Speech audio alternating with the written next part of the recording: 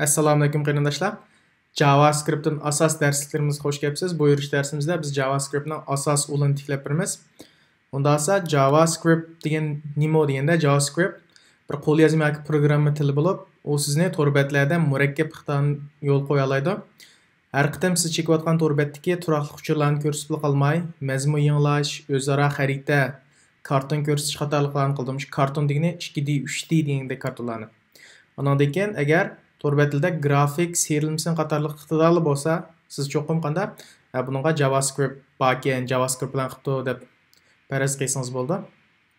Undan esa bu JavaScript qanda ish qiladi deganda JavaScript cho'qim bu tor betlarga kelganda 3 qavat texnika desak, birisi HTML, yana birisi CSS, yana birisi JavaScript. Bu xuddi bir tuxumga o'xshaydi.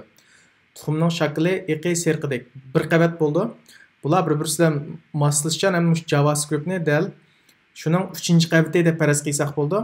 Ham HTML, CSS degan nima deganda HTML torbet mazmunni qurilma va ma'niga qilish uchun ishlatiladigan belgi tili. Masalan, abzas, mavzu va soliq ma'lumot jadvalini aniqlash yoki rasm va simlarni betga qistirish uchun ishlatiladi. Buni hozirroq buni o'rganamiz. Ters emas bu. Undan keyin CSS deganda CSS HTML qoidasiga uslub ishlatish uchun uslub qoidalarining tili.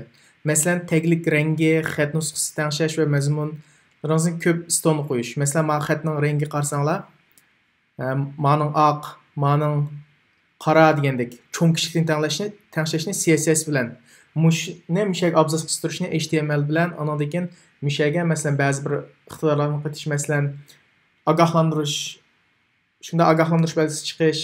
Shuna bir qancha eng asosli qismi shuni JavaScript bilan elib boramiz.